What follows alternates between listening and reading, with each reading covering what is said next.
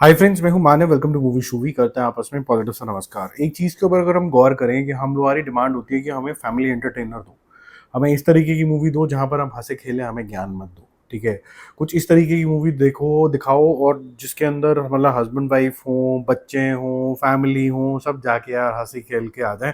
बड़ी टेंशन है लाइफ के अंदर, ये हमारी मन की इच्छा रहती है जनरली। और फिर हम ये बोलते हैं कि यार सोने पे सुहागा और हो जाएगा अगर आप ना इसको ओरिजिनल कंटेंट दिखा दो। ऐसा मत करना कि कहीं से कॉपी करके ले आए हो, यहाँ से वहाँ चिपका दिया है। तो ऐसी अगर कोई पिक्चर आती है और उसके बाद फिर रुझान नहीं दिखता है तो फिर थोड़ा अजीब लगता है। तो इसके अंदर फिर आप बहुत गहराइयों में चले जाते हो कि हाउसफुल 5 जैसी मूवी, जिसके अंदर हंसी के फुव्वारे भी हैं, बहुत बड़ी स्टार कास्ट भी है, लार्जर देन लाइफ गाने भी होंगे, मज़ेदार होगा, ये कॉमेडी भी होगी, ये थ्रिलर भी होगी, जॉनर भी बड़े सारे हैं। तो फिर इतना ज़्यादा रुझान क्यों नहीं मिल रहा है, इंटरेस्ट लेवल होगा क्यों नहीं जनरेट हो रहा है कि मल्टीपल करोड़ में एटलीस्ट डबल डिजिट के अंदर तो एडवांस बुकिंग आए? ऐसा क्यों नहीं हो रहा है? क्या इसके पीछे का कारण बॉलीवुड के ऊपर लार्जर हेट है, या जो लोगों को हम सदियों से देखते आए हैं, 30 साल से हम खान और कुमार्स को ही देखते आए हैं, हम उससे बोर हो गए हैं, इसलिए जब कभी किसी और की पिक्चर आती है तो वहां तो थोड़ा बहुत टूट पड़ते हैं, कार्तिक आर्यन टाइप्स। ऐसा है क्या? या फिर तीसरी चीज और भी हो सकती है कि यार अक्षय कुमार को ही बहुत ज्यादा देख लिया, बहुत दिखता है। जो भी रीज़न है, बहरहाल जो नंबर है इंकरेजिंग नहीं है। तो अभी मैंने पुरानी मूवीज़ तो सारी हटा दी हैं क्योंकि हो गया बहुत दिन बात कर ली उसके बारे में। हाउसफुल 5 के बारे में बात करेंगे। 5000 स्क्रीन्स पे रिलीज़ हो रही है और सबकी यही उम्मीद है कि शायद ये कल एक सरप्राइज़ नंबर मारेगी। सबको यही उम्मीद है। छुट्टियाँ भी चल रही हैं, तो वॉक-इन्स भी आएँगे। मैं भी अर्ली शो देखूँगा, आपके साथ रिव्यू करूँगा। मैं 2 बार देखने जा रहा हूँ और अनफॉर्च्युनेटली मेरे को दोनों बार जो टाइमिंग मिला है वो ए का ही मिला है। ठीक है, बी का मिला नहीं है। दोनों बार मेरे को सेम देखनी पड़ेगी अनफॉर्चुनेटली, क्योंकि मैं पहले अकेले देखने जाऊँगा और मैं फिर फैमिली के साथ भी देखने जा रहा हूँ। ठीक है, तो ये थोड़ा-सा उस तरीके के ज़ोन में चलने वाला है। ठीक है, तो कल हमने बात करी थी कि भई ये 3 करोड़ रुपए के आस-पास मामला जाता हुआ नज़र आ रहा है। 1.1 करोड़ 1 लाख टिकटें बेच दी हैं, एवरेज टिकट प्राइस ₹275 था।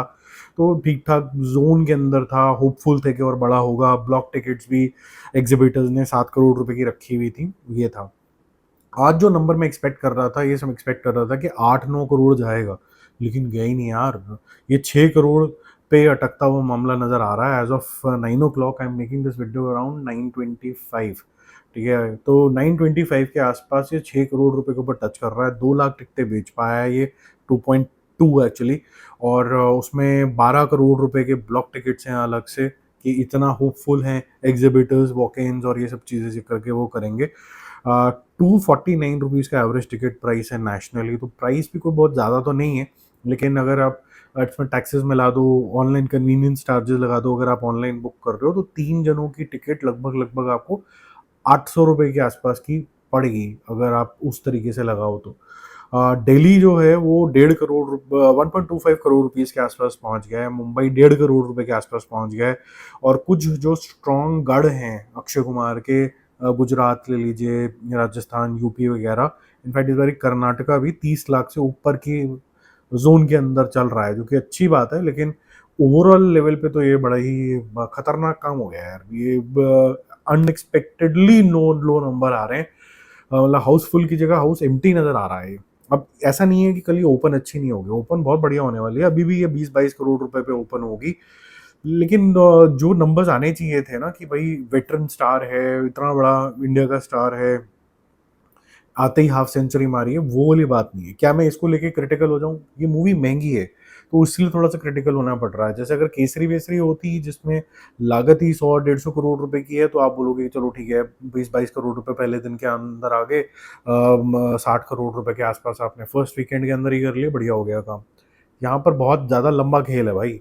यहाँ पर आपको करीबन-करीबन 235 करोड़ रुपीज़ की लागत है इस पिक्चर की। 240 करोड़ रुपीज़ की बल्कि। तो वो आपको बहुत ज़्यादा नंबर आपको फर्स्ट वीकेंड पे मारने होंगे। अगर लेट्स से अच्छा कर लेती है कल, ये 25 करोड़ रुपए करती है, तो आप ये मान के चलिए कि इसका अगर अच्छी ही चलती रहती है उसी तरीके से जैसे फर्स्ट दिन आ रहा है, तो सेकंड दिन आप एक्सपेक्ट करोगे 30 और उसके बाद करोगे 35। 30 और 35 हो गए 65, 65 और 25 आपके हो गए कितने? 90 करोड़ रुपीज़। तो 90 करोड़ रुपीज़ का अगर फर्स्ट वीकेंड आता है, तब हम कुछ कह सकते हैं कि इस पिक्चर ने कुछ अपना जो झंडा गाड़ लिया है, अदरवाइज तो दिक्कत होने वाली इस पिक्चर के लिए बहुत ज़्यादा। तो मैं तो ये एक्सपेक्ट करूंगा इसका नंबर होना चाहिए 25, 30, 35। अगर ये नहीं होते हैं तो फिर ये हो सकता है 25, 20, सीधा 15 और उसके बाद फिर टाटा बाय बाय। क्योंकि अगर नहीं जमी है, मुझे लगता नहीं कि ना जमे, क्योंकि इसका कंटेंट मुझे इतना खराब तो नहीं लग रहा on the face of it. ठीक है, बाकी अब चलते हैं सेकंड मूवी की तरफ, जिसने भी जैसे हाउस एम्प्टी है इसके साथ भी मैचिंग ही है यार। मतलब ठग लाइफ की जगह ठग द पब्लिक हो गया है इसके अंदर।